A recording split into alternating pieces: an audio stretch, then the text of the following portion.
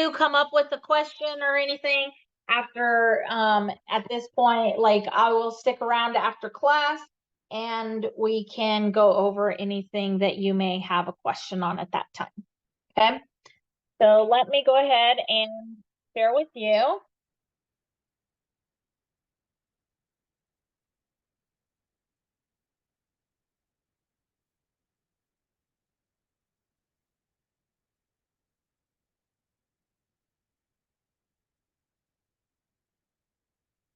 All right, so as I mentioned, we are going to begin with chapter 2 tonight, and this is where we're looking at both exponential and logarithmic functions. Okay, so we'll learn how to graph and solve both of these types of functions of a natural base e, and then and so we'll have a handful of different theorems, and we'll review some of our rules for logarithms and exponents and things of that nature to make sure you guys are able to do these. Okay, so one quick little refresher from algebra days: if you remember the natural log base, it's denoted with that letter E, right? And so I will point out here really that E is really equal to the limit as n approaches infinity for 1 plus 1 over n raised to the n. And that's approximately that 2.71828, and it goes on and on and on. So like if you put in your calculator, if you hit the E key and hit enter, you'll get this 2.71828, and it'll go on for repeat, never ending decimal. Okay, now the thing about that to remember, if your calculator doesn't have an E key and you need to type in that value each time, it's important that you put in at least 4 decimals so that you get good accuracy. Okay, and that you don't get a rounding error. Okay, so now let's talk a little bit about this first theorem of our chapter here, and that is our continuous exponential growth. Okay, you think about this, you can think about if you put money into a bank account and we want that money to grow, that is going to, if it is compounding continuously, it will grow exponentially.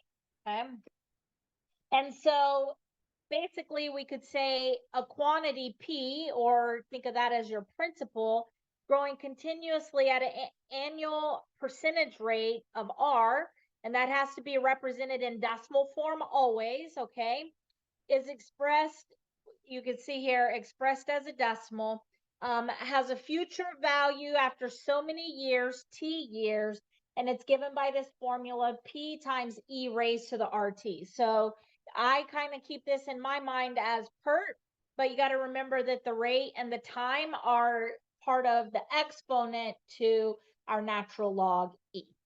Okay? So nothing really calculus about this problem just yet.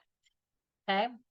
And so what we have is, if you recall from algebra days as well, this here is our formula for continuous, right? If we had continuous compounding.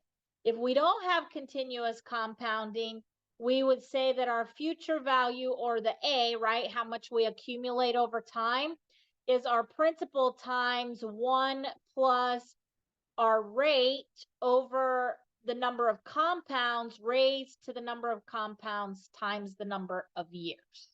Okay, so if I say you're compounded monthly, that means I'm compounding 12 times a year, so my n would equal 12. Okay, so for this first problem here, if you look at page 203 in your textbook, we're actually given this problem and asked to, I'm going to just move this here so we could see it. as I scroll up. Okay. So for this one, in part A, it tells us that we're compounding annually. If I'm compounding annually, that means I'm compounding one time per year. So n is equal to 1. Okay. So I would take this formula here.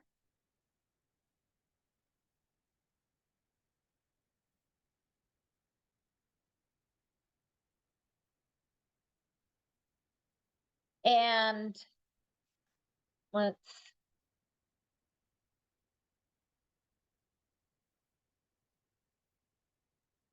that.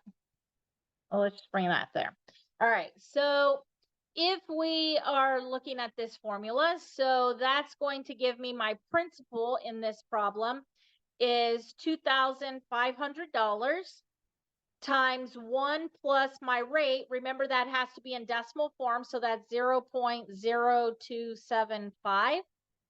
So 0.0275 in decimal form divided by the number of compounds raised to the number of compounds times the number of years, which is 6. When you plug all of this in, you end up getting 2,500 times this 1.1768, which is approximately $2,941.92. Okay, so what that's telling me is the balance after 6 years when compounded annually will be this $2,941.92. Okay, questions? Professor, could we also just plug it into the P times E to the RT and just use the E on the calculator? You cannot, because that is continuous, and I'm going to show you why you can't do that. Because we're going to do this for annually, we're going to do it for monthly, we're going to do it for daily, and then we're going to do it for continuous, and you'll see that those values are different for each one. Okay. So that brings me to the second one here. So the second one is, what if I'm compounded monthly?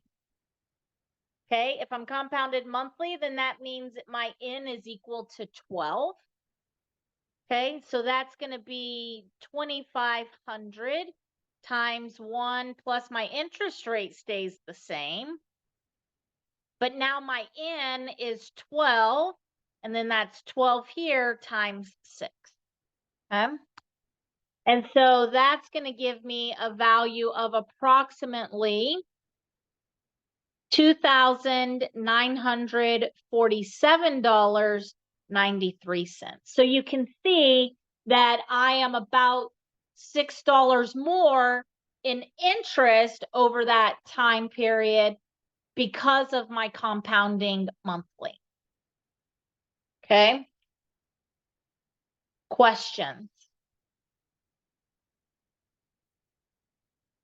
So part C is, what if I compound daily? For the sake of financial type transactions, we consider daily to be a total of 365 days in a year. So for this one, it would be 2,500 times 1 plus the 0.0275 divided by 365 days. 365 compounds is really what it is. It's compounding 365 times in 1 year times 6 years.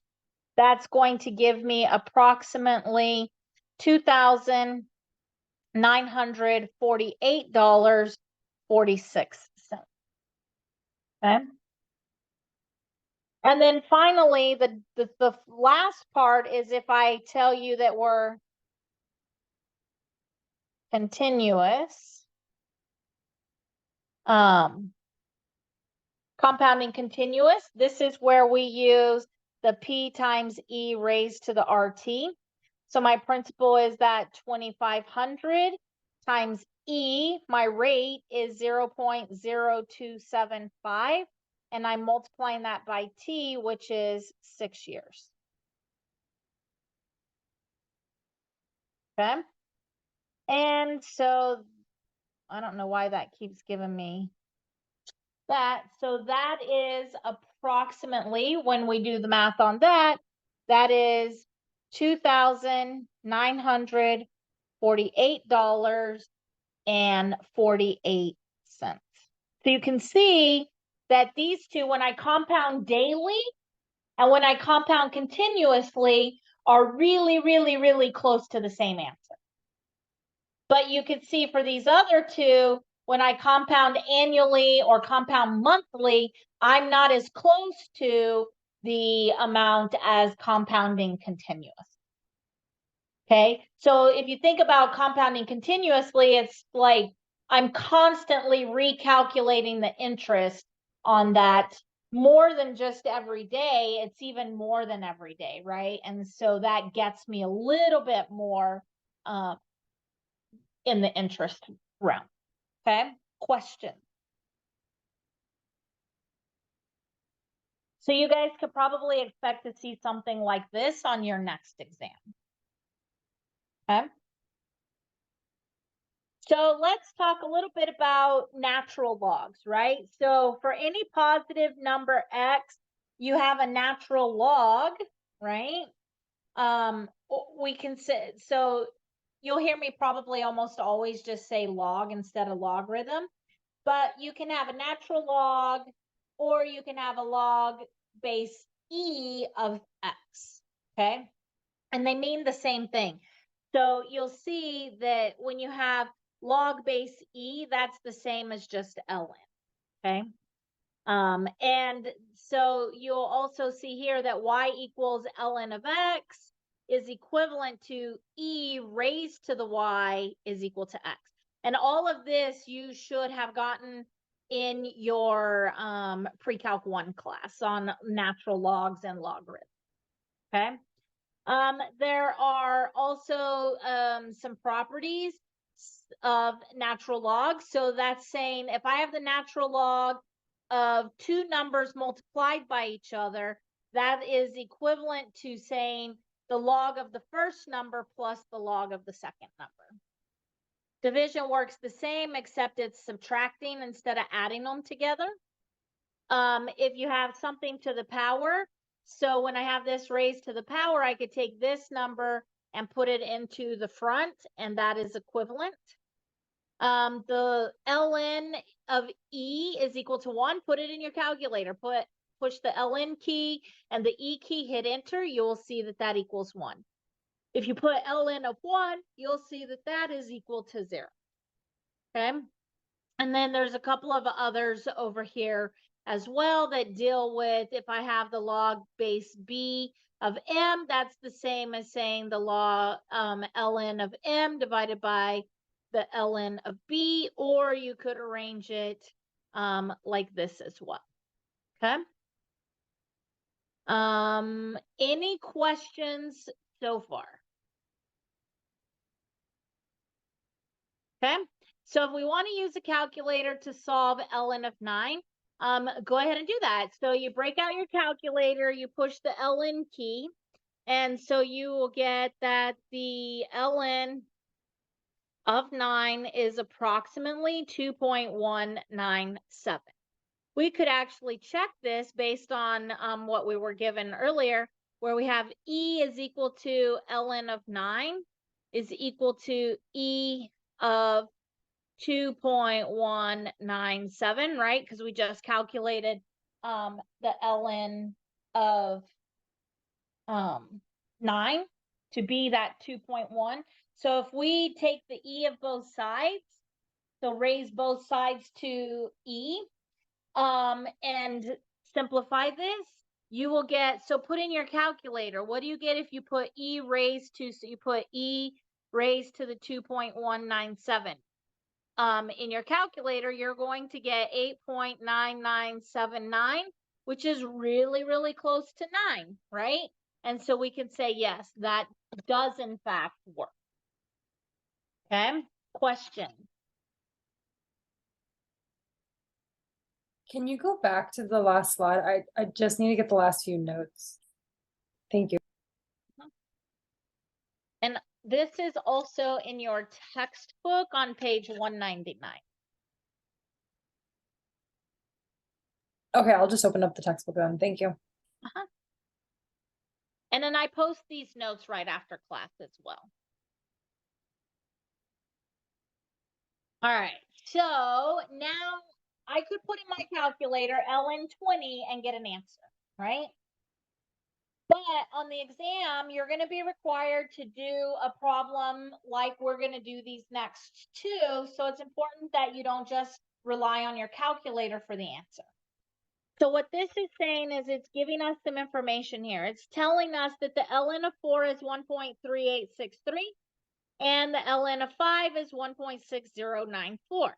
Okay, so if I want to determine what's the ln of 20, that is the same as saying the ln of 4 times 5, right?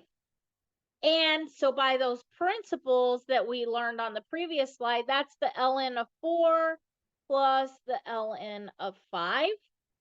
And so we were given that the ln of 4 is this 1.3863 plus the ln of 5, which is 1.6094. When I add those two together, I get 2.9957. I don't know why this is smearing. 9957. Okay.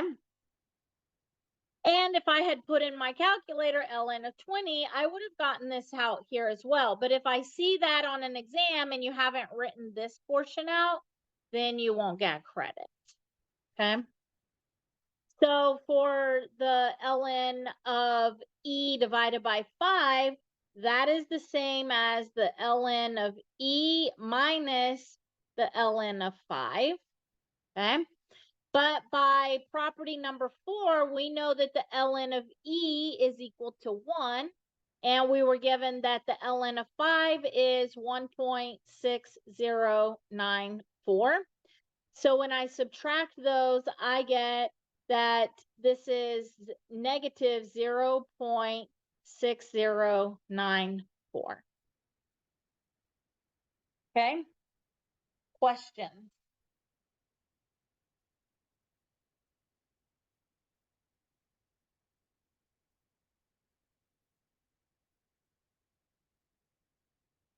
Right. So now let's move on to a different kind of topic, right? So for this one, I have e raised to the 2t is equal to 1,000. But how do I need to solve for t, so how do I do this, right?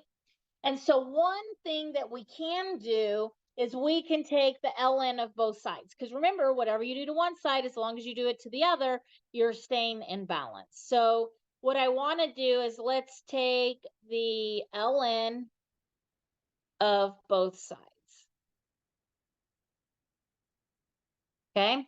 So when I take the ln of both sides, so that's like this, like taking the ln of both sides, right?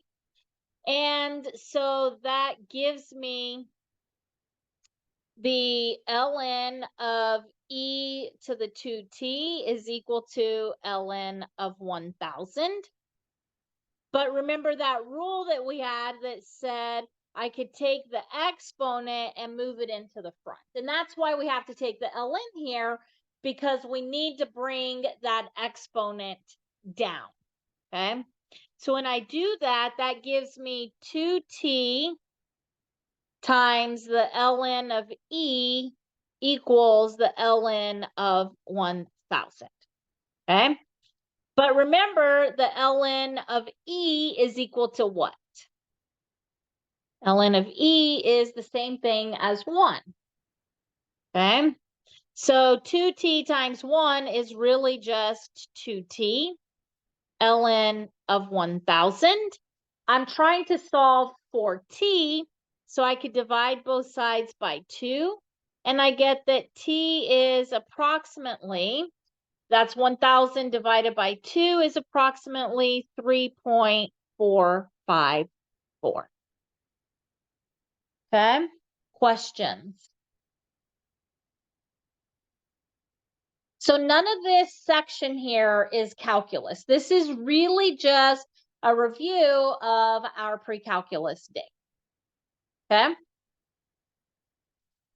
What about this next question, number 46? What are we going to do?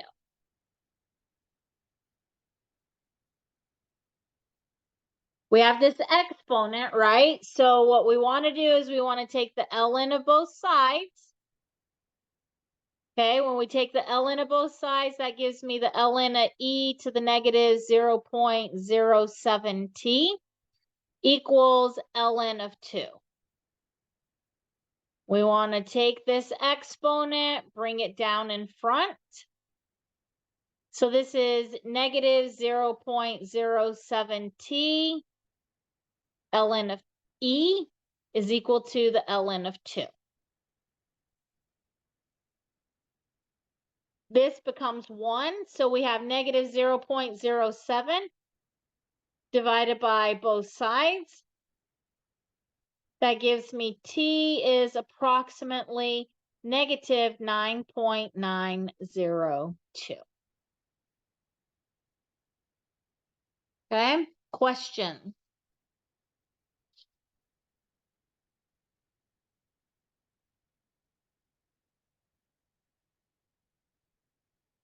Okay, so the next problem we have is the theorem, and that tells us that if x exists, well, it tells us actually like for ln of x, we have to be positive, right? So notice it's a parentheses on the 0, which means 0 is not included.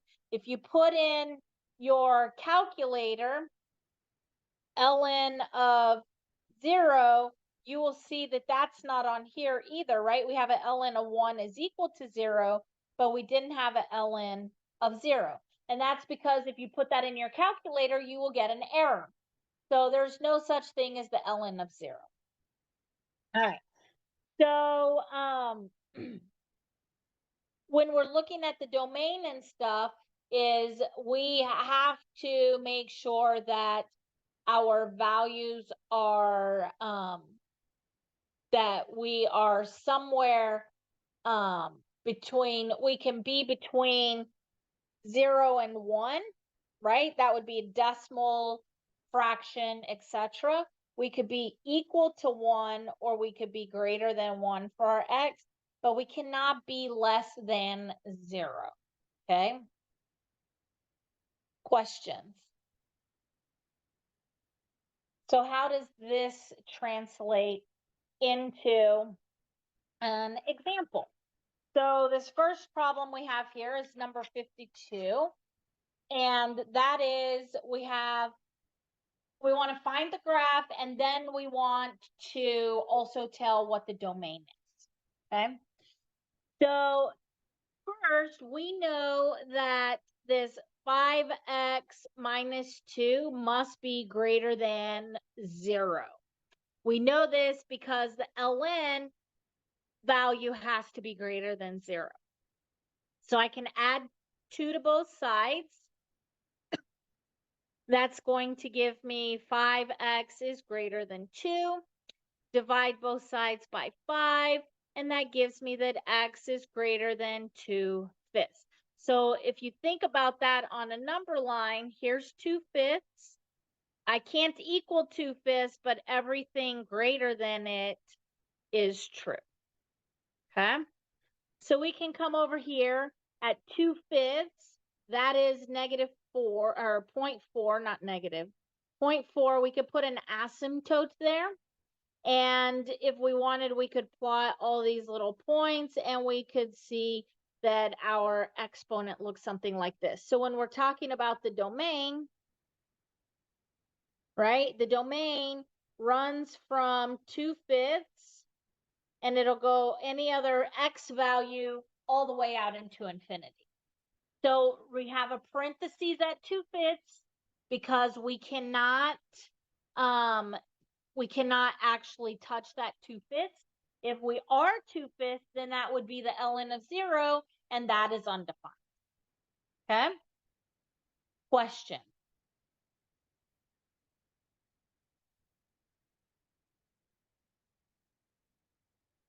Okay? So here's another one. We have 2 parts now, right? So I know that 2 minus x must be greater than 0. I also know that x plus 1 must be greater than 0 because both conditions must be met. So if I minus 2 from both sides, I end up with negative x is greater than negative 2. I'm now going to divide both sides by a negative 1 here, and I did this on purpose, right? So if you multiply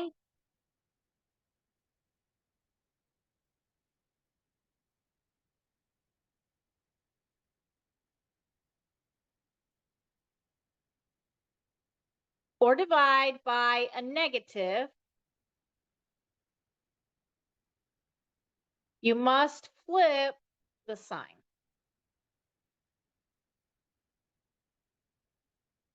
Okay, so I've divided by a negative here. So that gives me x. This is what I have to flip, right? So instead of going this way, I have to flip it and go this way. Negative 2 divided by negative 1 is a positive 2. So that means that my x is less than 2. I can only have values that are less than 2 in that first term. Okay?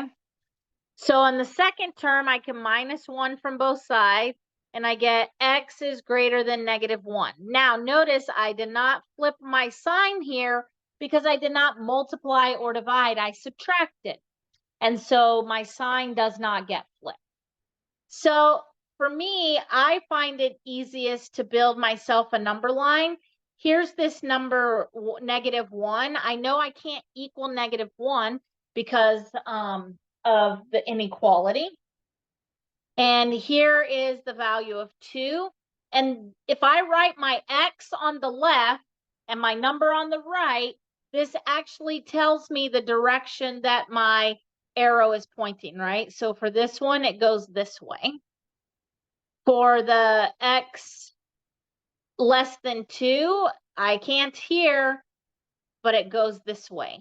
And so you can see in the area where there's overlap, right? That is the domain of my function. So in this case, my domain is going to be negative 1 to positive 2 with bracket or with open parens on both sides because equality is not part of that solution. Okay, so I would come in here and I would put an asymptote at negative 1. And I would put an asymptote at positive 2. Okay. And then I can, you can use your graphing calculator to eyeball this, or you can plot some points to see what shape the graph looks like. Okay. Question.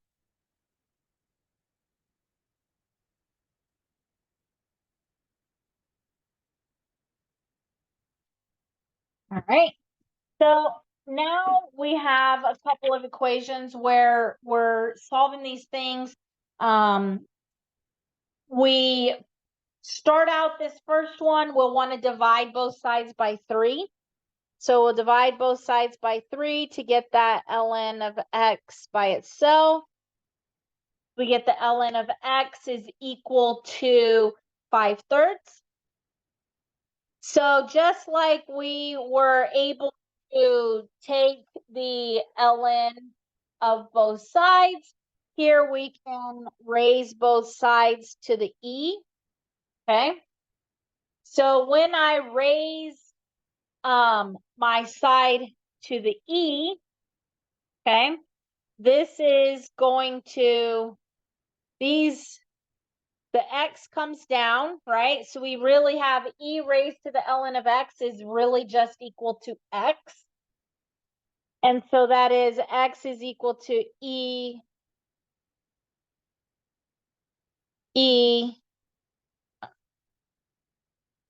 raised to the 5/3.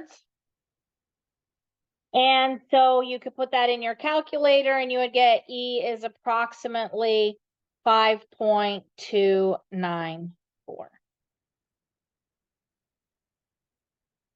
Okay. Questions?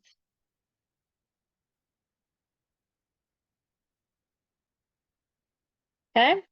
So for this next one, we have our left-hand side. We have ln of x plus 2 plus ln of x. We can use our properties here to combine those, right? Where we had ln of m plus ln of n is equal to ln of mn, right? So we could do that here for this one. So we would have ln of x plus 2 times x is equal to ln of 24. Okay. This is ln of x squared plus 2x equals ln of 24. You can see we have an ln on the left and we have an ln on the right. So those would cancel out with each other. And that leaves us with x squared plus 2x equals 24. We can move the 24 over to the left-hand side. X squared plus 2x minus 24 equals 0. And now we can factor. So that's going to factor to x plus 6, x minus 4. So either x plus 6 equals 0 or x minus 4 is equal to 0. We minus 6 from both sides and we get that x is equal to negative 6. But remember, we have to be positive, so we can't have x equal to negative 6. So we'll add 4 to both sides over here, and we get that x is equal to 4.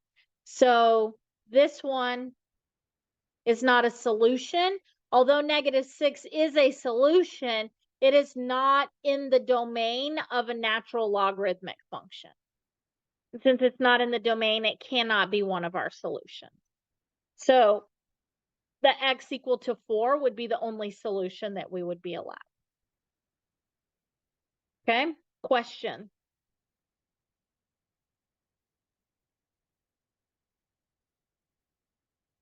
All right. So here we have our last theorem for this section, and that is the exponential growth rate. And so basically, what this is talking about is double time. And so this often comes into discussion when we're trying to determine how long is it going to take my money to double, right?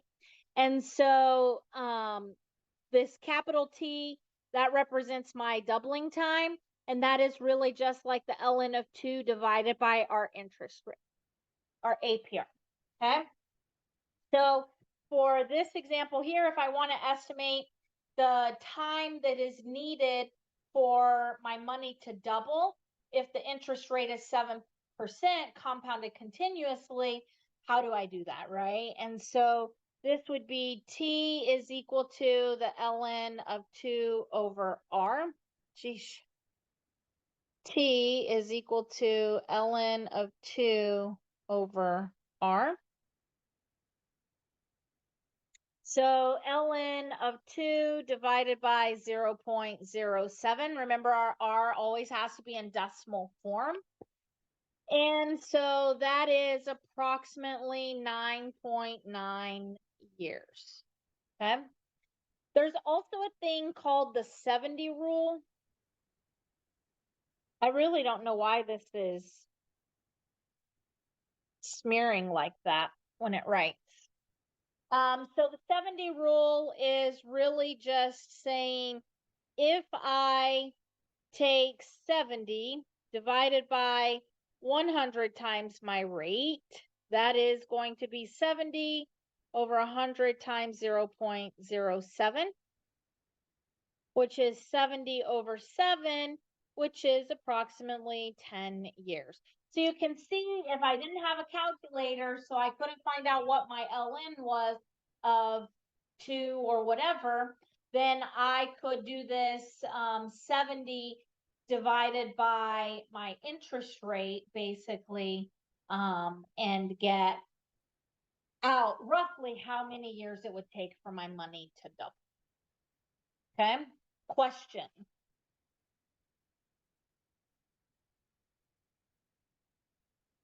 Okay. So what we are going to do then, that is all of section 2.1. It's a little early to break, so we're going to move into section 2 for a little bit before taking our midpoint break here, because we do have 3 sections to cover tonight. All right. So in chapter 2, section 2, we'll actually start to differentiate exponential functions with that base E and solve applied problems involving that base E exponential functions and their derivatives. Okay, so we have a couple of new theorems. So the first one here is theorem 5, where we have the derivative. If we want to find the derivative of e raised to the x, okay? And so this is a really unique one. E to the x, the derivative of e to the x is e to the x itself, okay? And so for theorem 6, if I wanted to take a derivative of e raised to some function, if that's not just x, right? Then I would say that that is e raised to whatever that function is times the derivative of that function. Okay. And so we'll get the opportunity to see a few examples of that here. All right. So for the first one, this is if I want to know what is the derivative g prime, that equals 3, because we're bringing that 3 down, right? And so that is really just, well, it'll be e to the f,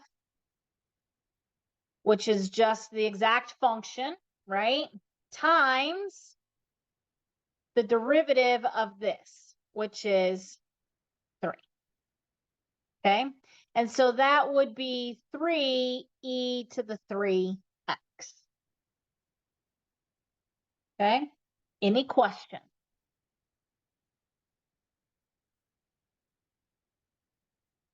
Okay. So for this next problem, we have, we want to look at the derivative. The derivative of x to the 5 is just 5x to the 4, right? Minus the derivative of 2 e to the 6x. That's going to be, we'll have the 2 out here. And then our function, which is e to the 6x times the derivative of that function that it's raised to. So that is 6. Okay. So this would simplify as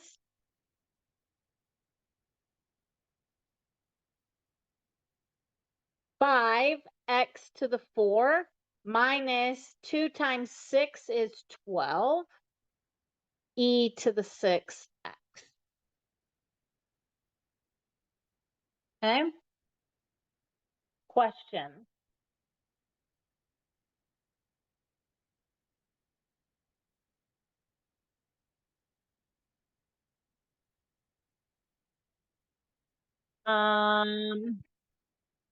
Okay. So now let's look at this, right? We're going to have to use the quotient rule in addition to what we know. So let's lay out our f function is e to the 3x. Our g function is x to the 6. So our f prime is this function here. So it's the derivative of the function. So the derivative of 3x times that whole thing itself, e to the 3x. Okay. my g prime is just going to be 6x to the 5. Okay, so we'll use our quotient rule. That is our gf prime minus fg prime divided by g squared. And so in this case, that is going to be x to the 6 times 3e to the 3x minus e raised to the 3x times 6x to the 5, all divided by our g function squared, which is x to the 6 squared. Okay, we can factor out 3x to the 5 e to the 3x out of every term. Okay, so that's going to give me 3x to the 5 e to the 3x. If I pull that out of here, that leaves me with just an x, right? So you could see I'm pulling the 3, I'm pulling 5 of these, and I'm pulling all of this, right? So it leaves me with just one x left. When I pull that out of the second term, it just leaves me with the 2. Okay? All of that divided by x to the 12. Okay? Well, you can see I have 5 in the numerator, 5x's in the numerator. If I bring those down here, right, that would be 12 minus 5. So this is going to give me, in simplified form, it'll give me 3 e to the 3x, x minus 2, divided by x to the 7. Okay, so I'll write over here in this one, what we did was we cancel x to the 5 between the numerator and the denominator. Okay, question.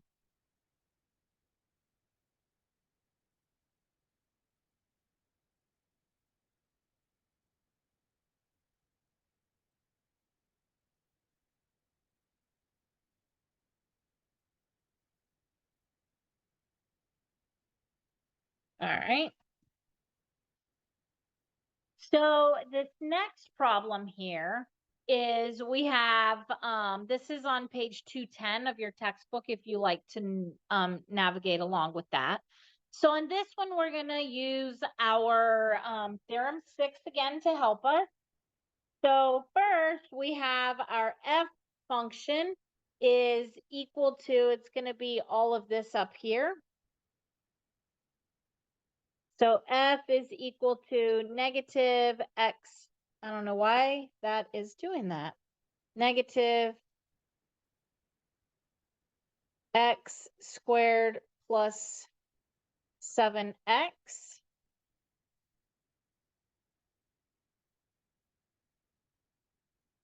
That is our f function. I'm really sorry. I don't know why this is doing, it's writing so sloppy.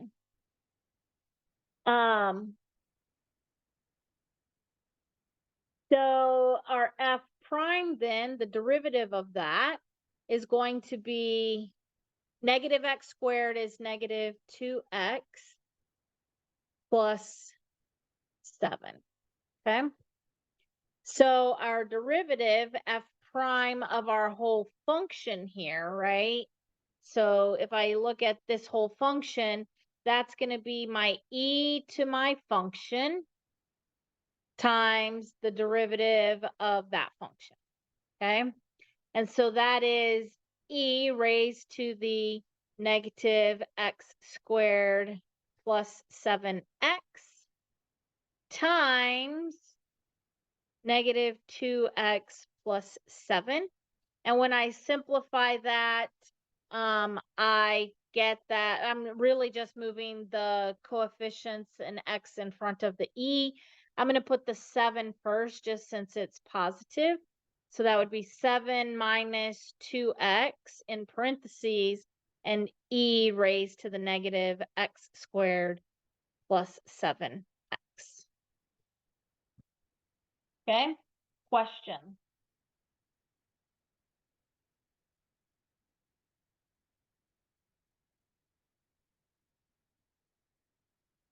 Right. So for this next one, you can see this one looks like we're going to be using the product rule. So for this one, if we look at this one first, let's put that in red. We have, this is our f equals x, and my g equals e to the negative 2x. So you can see that we need to use the product rule there, right? Because we have two functions multiplied by one another. So when I take the derivative of x, so my f prime is going to equal 1. My derivative of g is going to be this negative 2e to the negative 2x. Okay? So now we can do the rest of the derivatives, right? Because we had to do the product rule for that. Remember, product rule is fg prime plus gf prime. So this is going to equal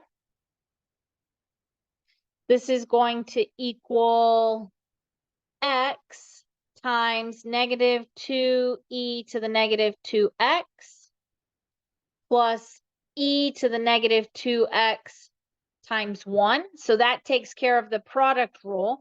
And now we can move on to the rest of it. The derivative of, let me do it in another color. So now we're going to do this derivative in green. So that's just negative 1, right? Because the derivative of negative x is negative 1. So that's negative 1 times e to the x. So we can say that's plus the negative 1 e to the negative x, right?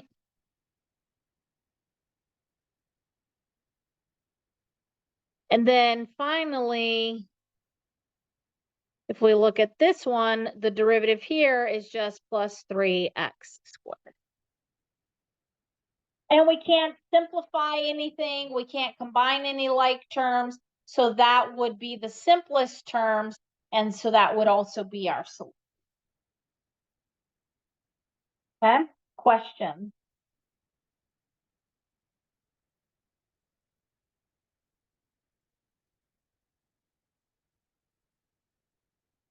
Okay, so what if we wanted to do a second derivative that involved e to some exponent power? How would we do that, right? So here again, we're going to have the product rule because we have two functions, x squared, and the second function is e to the x.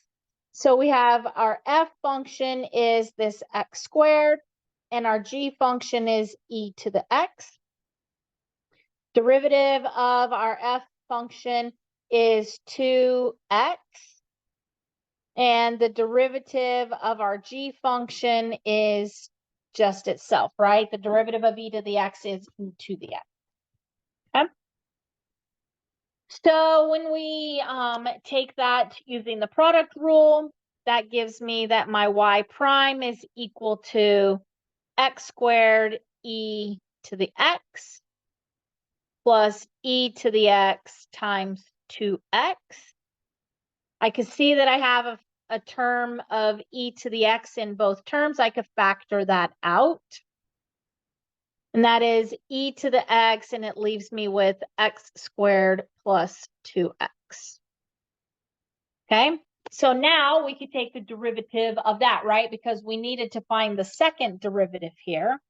So now let's say that my e is e to the x, and my g function now is this x squared plus 2x.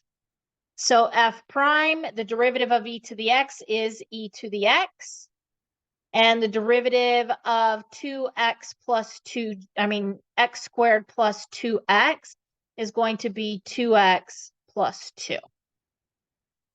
Okay, so my second derivative then is going to be e to the x times 2x plus 2 plus x squared plus 2, x squared plus 2x times e to the x. Okay. We can distribute those e to the x's to everything, or we could actually just factor the e to the x out, right? There's multiple ways that you could do this, but essentially, if we factor this e to the x out of each of those two terms, that is going to give me e. Like I'm not even touching it, and it still may, like I'm not even touching the pad. It's picking up too sensitive tonight. I'm not sure what's going on. E to the x, factoring that out of both terms, gives me, it leaves me with 2x plus 2 here, plus x squared plus 2x over here. And so we can combine any like terms, and that is e to the x times, I have an x squared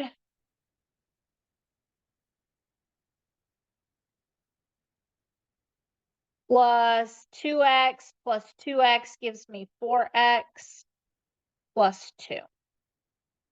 Okay, and so that would be that second derivative of that function. Okay, question?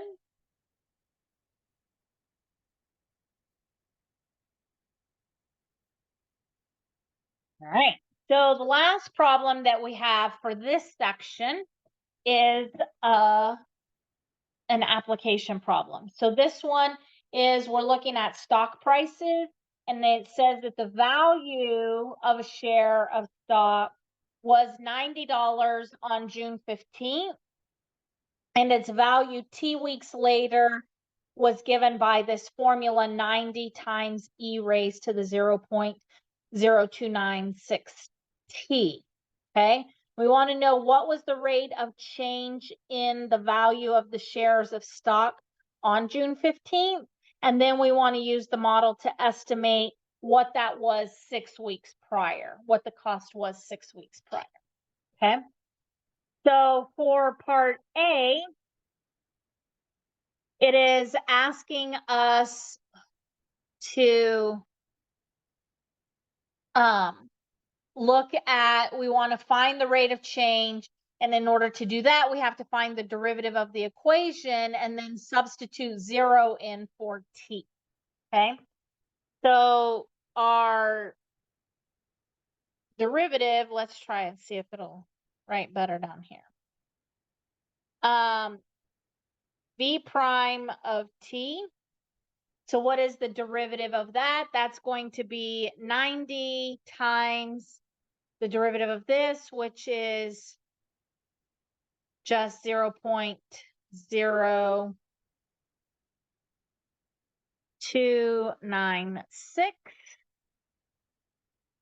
times our e raised to the 0.0296t. Okay? And that is going to simplify down to 2.664 times e raised to the 0.0296t. And we wanted to do this at t is equal to 0, since this date matches this date. So we're looking at v of t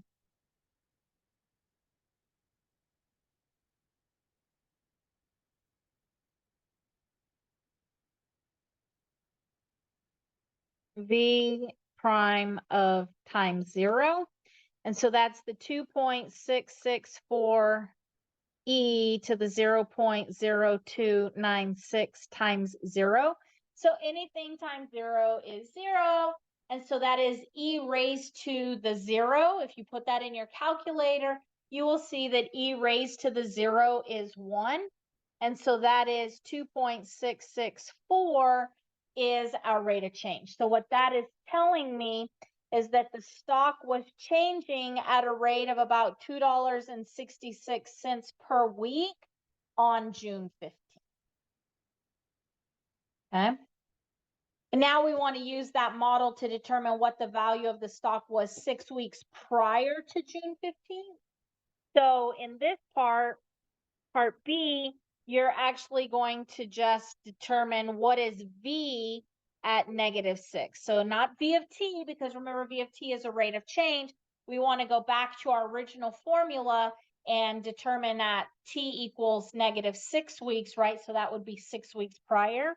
What is that value? And so we would have 90 times e raised to the 0.0296 times -6.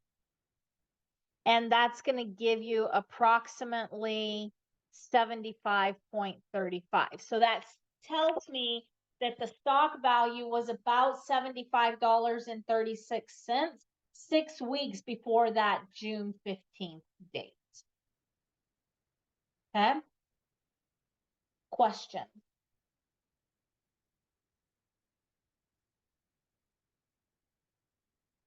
All right.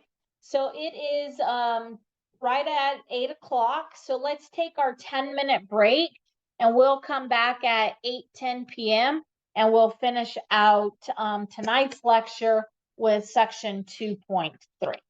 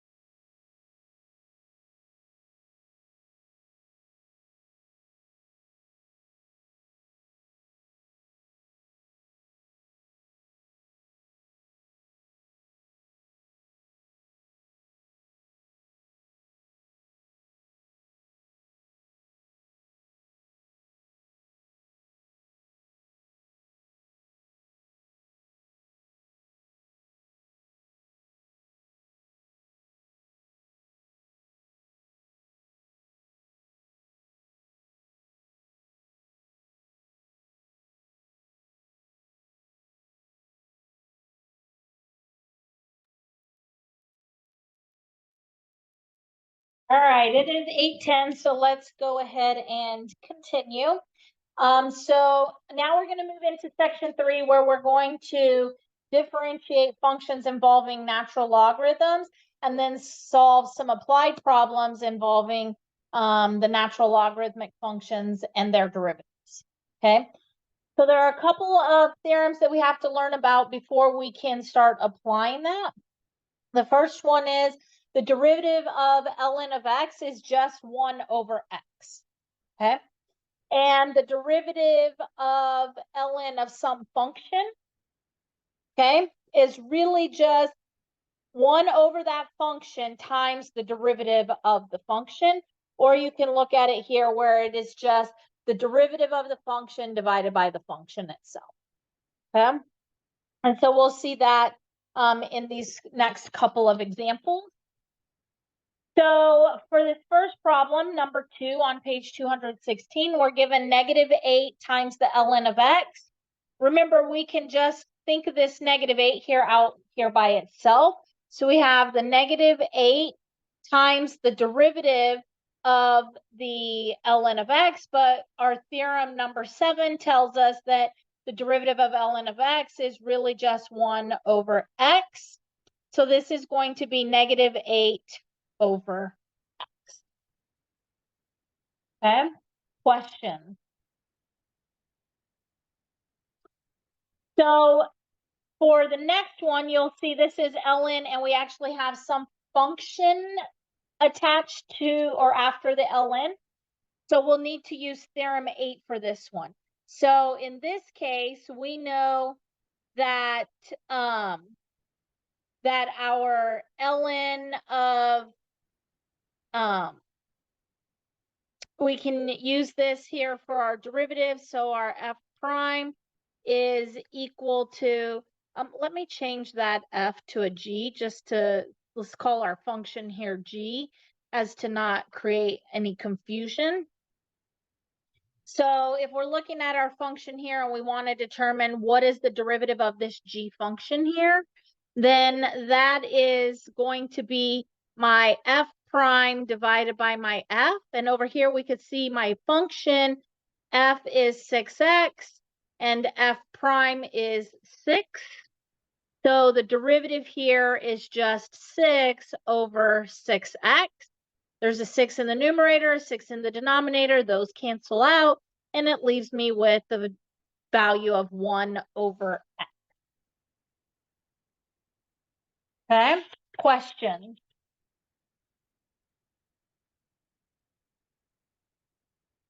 Okay. So moving on, we're having this ln of x divided by x to the 4th. So now we're going to need to use the quotient rule. So let's go ahead and define what our f function is, ln of x.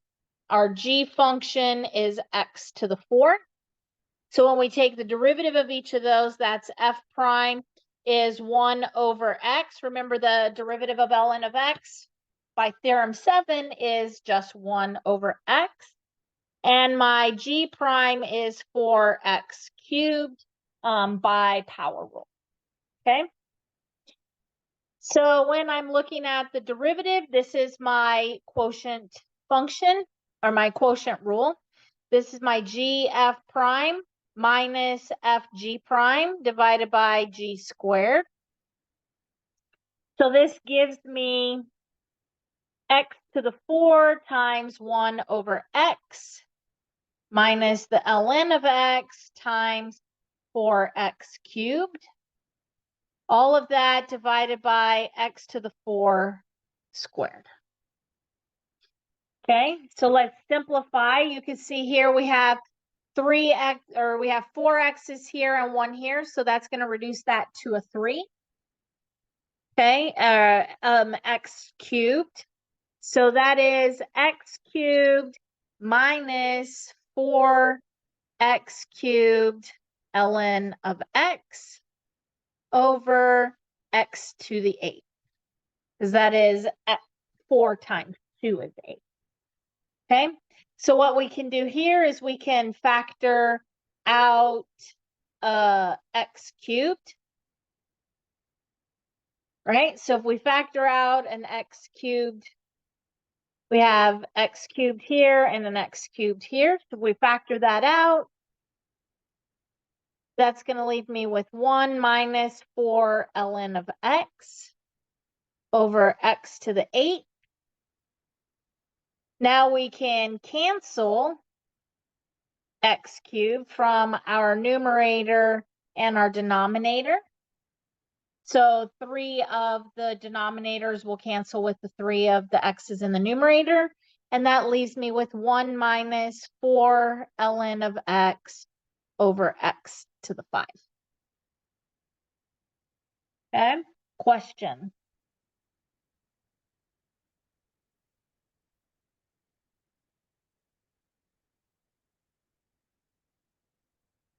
Okay, our next problem over here, we have our ln of this whole function, 7x squared plus 5x plus 2.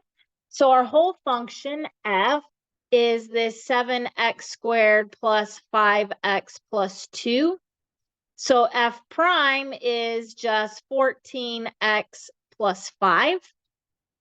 Okay, so when I take the derivative of this, remember the derivative y prime is just my f prime over my f. And so that's going to give me 14x plus 5 over 7x squared plus 5x plus 2. And that's as simple as we can take that one.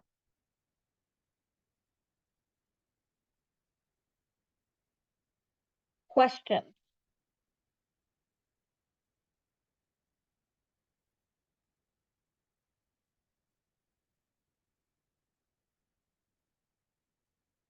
So this next problem, instead of doing the quotient rule, that's a little more challenging.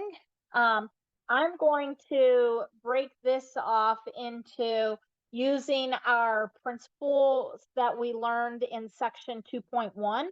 And so this is really the ln of x squared minus 7 minus ln of x, right? So it's just my, this is, remember, this is like ln of m divided by n is equal to ln of m minus ln of n, okay?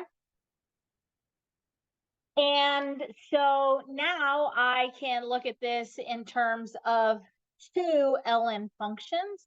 So we can look at this one for our first function and this one here as our second function, and kind of work them separately to make it a little bit easier for us, right? So if we say in purple, if we have f is equal to x squared minus 7, then f prime is equal to 2x, right?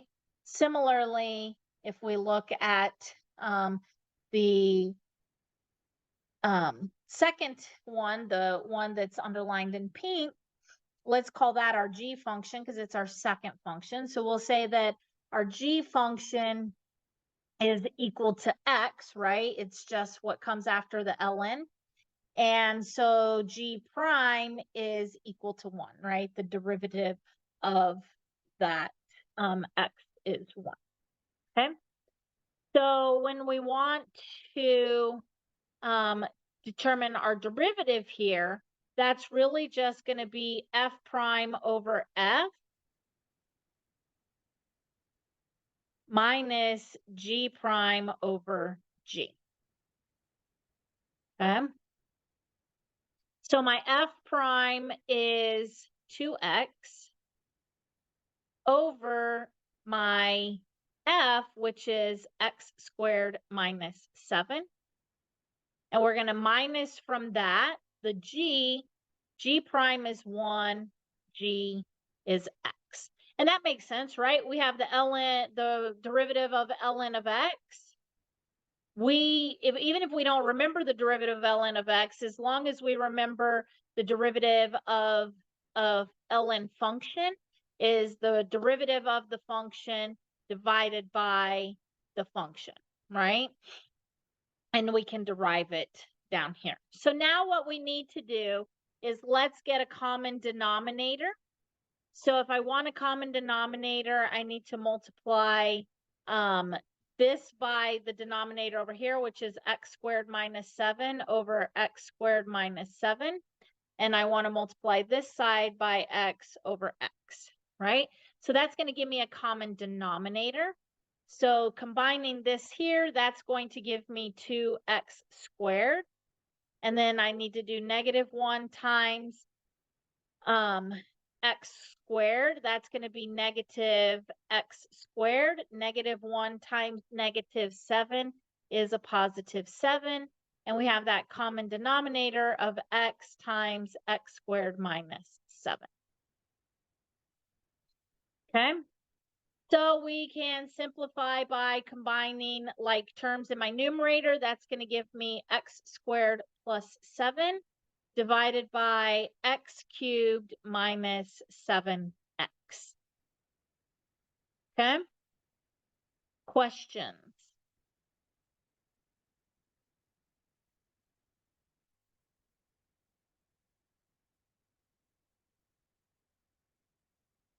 Okay, so let's look at some of our, so we have this one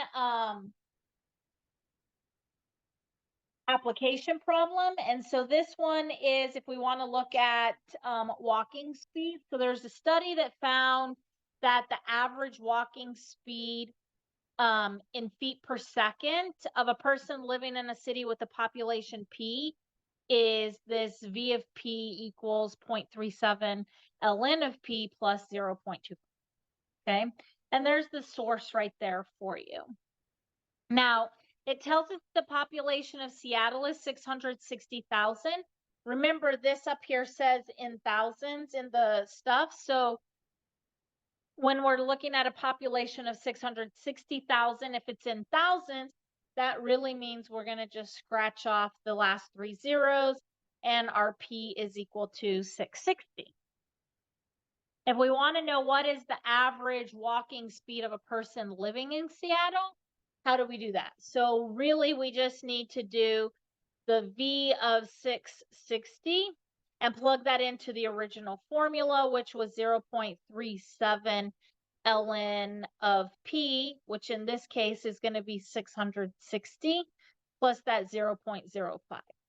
Okay, so when we simplify this, we get that that's approximately 2.45. So that means that the average walking speed of a person living in Seattle is 2.45 feet per second. Okay, so let's see in part B how that differs from somebody that lives in, say, New York City. So the population of New York City is 8.55 million. That means we're looking at a P of about 8,550. Okay. So if I want to look at that at 8,550, that is 0.37 ln of the 8550 plus 0.05. And so the average walking speed of a person in New York City is 3.4, which means the average walking speed of a person living in New York City is 3.4 feet per second. Okay, so they're covering a little bit more ground in New York City per second. This third part is it wants us to find V prime of each of those cities and interpret what that means to us. Okay. So we have in part C, we know that V of P was this function up here that we were given, right? So we were given this function and we need to take the derivative of that. So V prime of P is this 0.37. The derivative of ln of P is really just 1 over P. And then the derivative of 0, that constant 0.05 is just that, it's 0. So we're left with our derivative is 0.37 divided by p. Okay. And so if I want to determine that for the amount in Seattle, then that would be 0.37 divided by the 660. And that's approximately 0.000561. Applying the same thing to New York City with the 8550.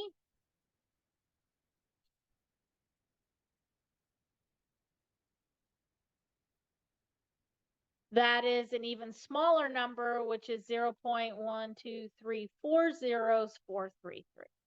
Okay. This indicates that as the population increases, the walking speed decreases. Okay. And then finally, what it's asking us, this last one is saying, hey, what if I had a city where the average walking speed was 2.1 feet per second? About how big is that city, right? And so this is giving me that V of P is equal to that 0.37 ln of P plus 0.05.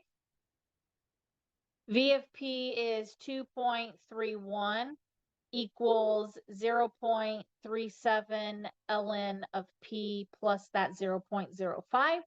Let's move the 0.05 to the left-hand side, minusing that off. We end up with 2.26 is equal to 0.37 ln of P.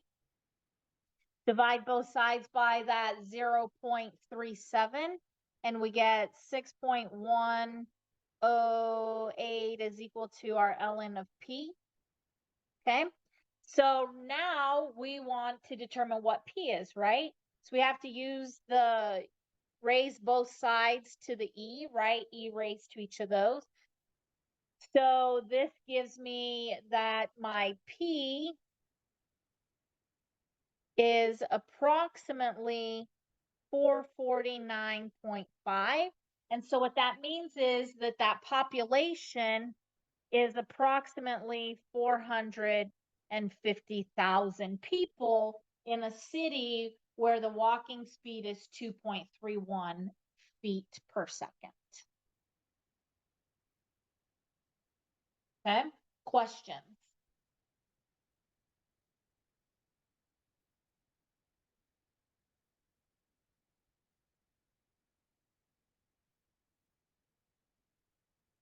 All right. Well, that is all of the material that I have for you all this evening. So these 3 sections will be due next class period. Next class period, we'll finish out chapter 2. We will look at 2.4, 5, and 6, and we will do an exam review. Then 2 weeks from tonight, you guys don't have class. That's fall break. Yeah, so you won't have class.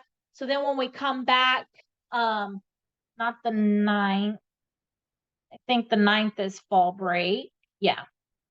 So when we come back on the 16th, you guys will have exam